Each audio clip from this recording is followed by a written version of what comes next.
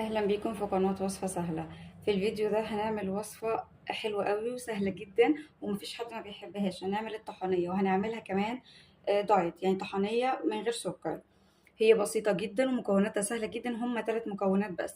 اول حاجة معانا اللبن البودرة، انا جبت كوباية اهي من اللبن البودرة، هنزلها معايا في الطبق.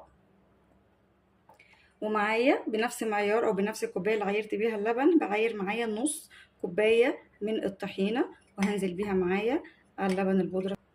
بعد كده بقى المكون الاخير اللي معايا العسل ده بقى بنحط على حسب ما احنا بنحب. انا على المقادير دي هحط معايا 2.5 معلقة من العسل الابيض.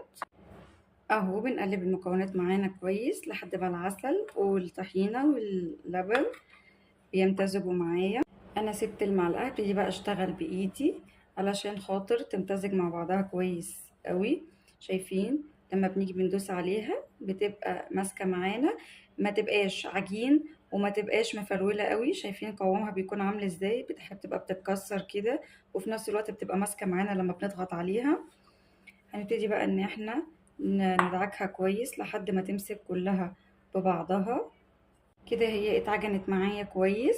هنجيب بقى علبة معانا، اي علبة عندنا هنستخدمها، وهنبتدي ان احنا ننزل معانا بالطحنية فيها. دي العلبة اللي احنا هنحتفظ بيها بالطحنية. حلوة قوي، مش عايزة اقول لكم يعني مكوناتها سهلة وبسيطة كتيرة.